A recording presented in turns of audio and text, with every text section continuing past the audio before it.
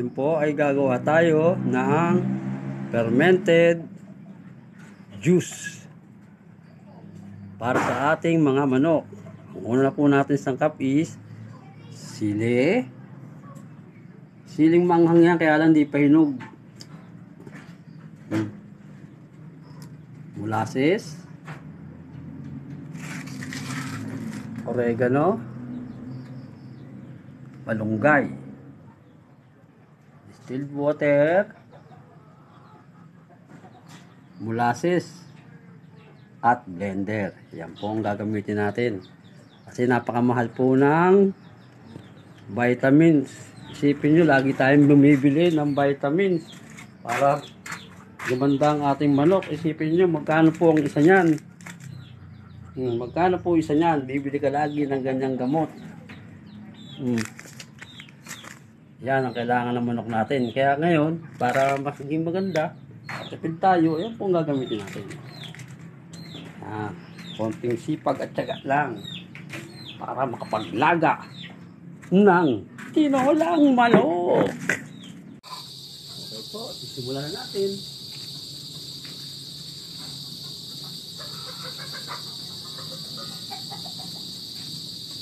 Malunggay,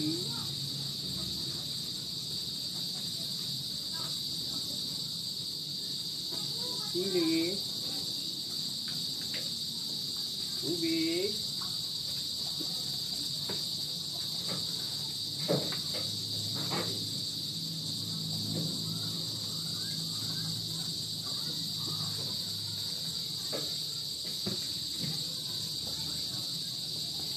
takip,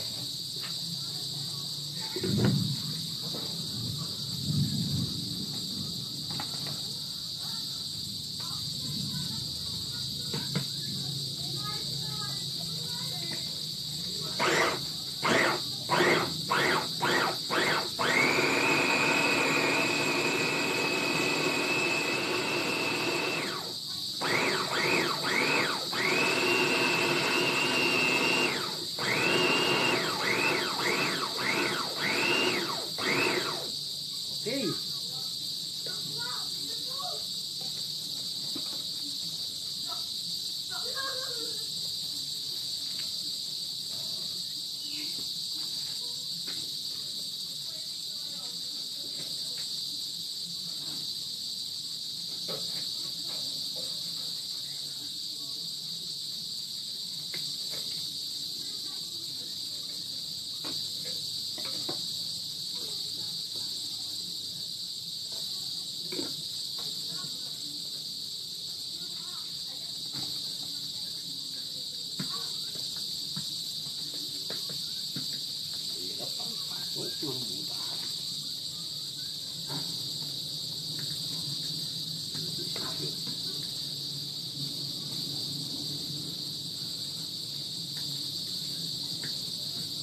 Ayaw pong pumasok. Hindi nakatangilid.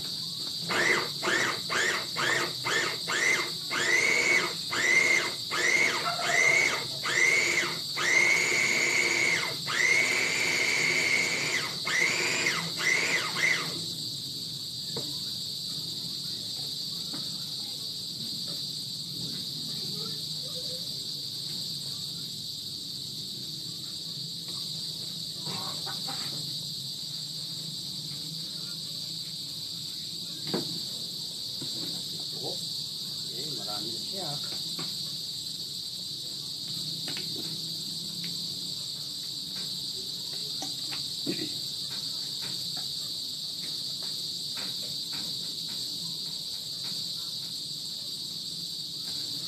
Bali, meron tayong ano dito dahil alam ko, kulangan yung tubig ko. Asan ba ang mineral water?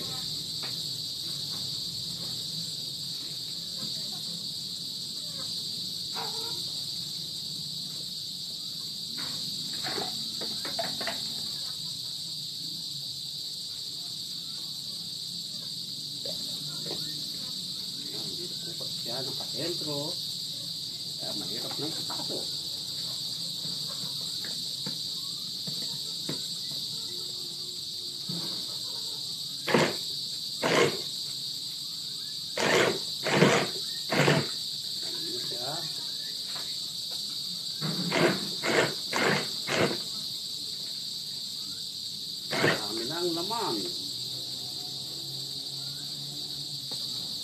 Okay, cut. Yan, kumuha lang po tayo kasi nansando, pakalimutan ko. Mahirap na may ito. Mapapanin.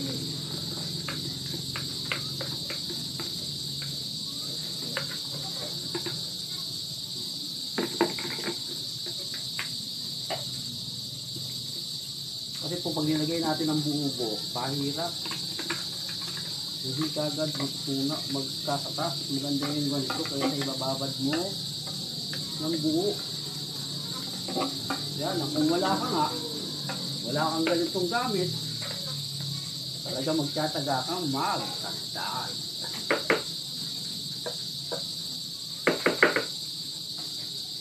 Okay? Another salam.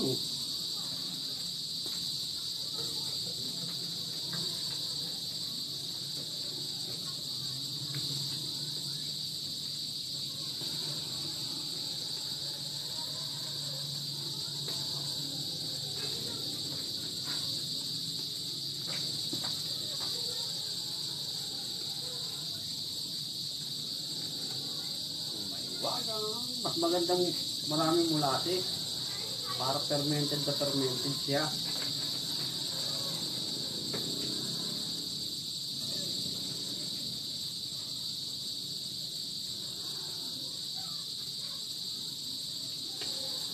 Kasi pag puro tubig, pangit. Kasi instead na isang kutsara lang lalagay mo, siyempre marami kasi puro tubig eh. Mantalang yan, siguro 2 scoop sa 1 gallon, pwede na.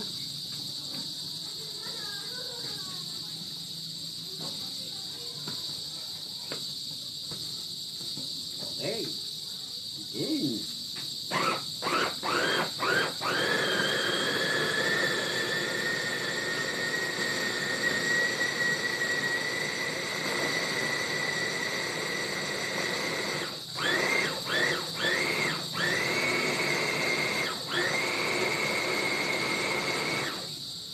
Ngayon, konting mahal ang ating kuryente.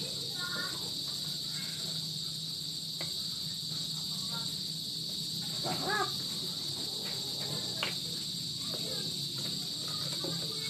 Yan po, nakakalahating galing na tayo. Kailangan pala, konti na lang ang tubig.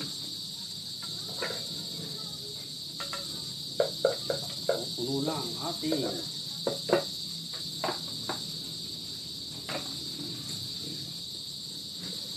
maraming oregano, mas maganda kasi mas magaling ang oregano. Maraming gamit yan, lalo ngayon, tag-ulan.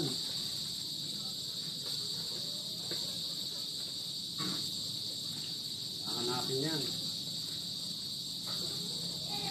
Oh, konting tubig.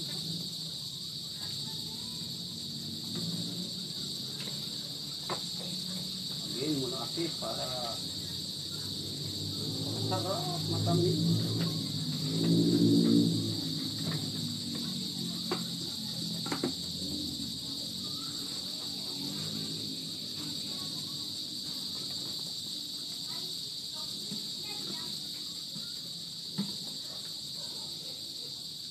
Oh, nakalimutan ko ang aking mga sili. Pwede na nga natin lahat. Kaya hindi na siya. Kalimutan pa.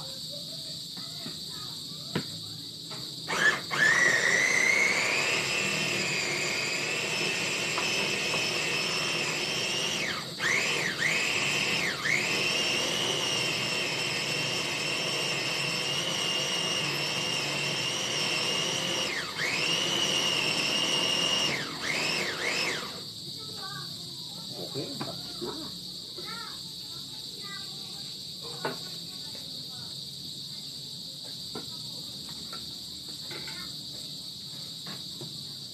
Last na po. Yan, giling na giling po siya, oh.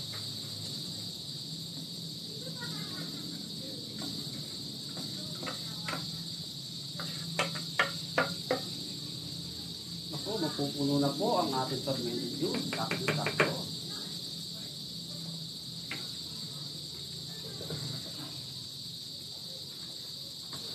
Yan, sakta natin.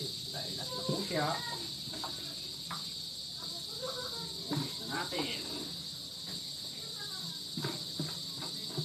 Yan po itanim natin sa bakuran. Hindi natin hiningi kung saan-saan. Kaya kailangan, pag nagmanok ka, itanim ka ng sili, papaya. Para lahat meron ka, hindi mo maghahanap. At kung pwede, magtanim ka na rin ng luya at sibuyas. Para pag walang ka ng ulam o pera, diyan lang sa bakuran, masustansyang pagkain, may manok ka pa. Oh, nakalimutan na naman again. Iba na talaga pag nagkakailan. Hindi makalimutin. Hindi naman po. Nagmamadali lang po tayo. At gabi na. Hindi gagawin pa po ako. Ang aking pong mushroom.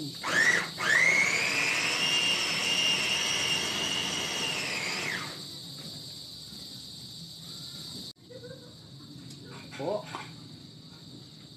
Halos lahat yan, puro dahon. Bali dalawang ganito lang ang naubos natin. At ito, kumuha lang ako ng konti dito. Pinanghugas. Kaya ngayon, pupunuin natin siya ng molasses. Yan.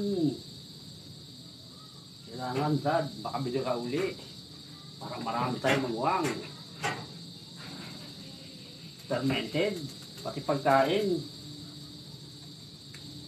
Baka makagawa ng pagkain kasi kulang nga ito dahil ginagamit ko rin ito sa aking mushroom. Yan na po. Naglalawin natin ito. Within 21 days, okay na to. Yan po, napakalapot to. Alas walang tubig. Kaya ito, siguro makakapuno lang tayo ng isang ganito. Ang lagay natin sa isang galon is isang kutsara lang.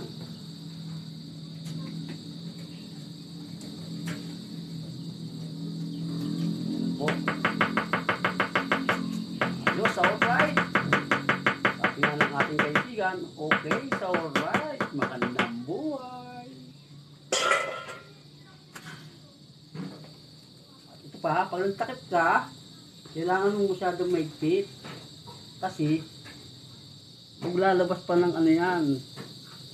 Ang tawag dito, para pressure. Sisiyo pa kasi yan eh. Kaya pag nilak mo, maigi, baka sumabog. Kaya kailangan, konting ganyan. Konting bukas po. Yan po, okay na. Ang ating isang galon. Fermented juice. Okay.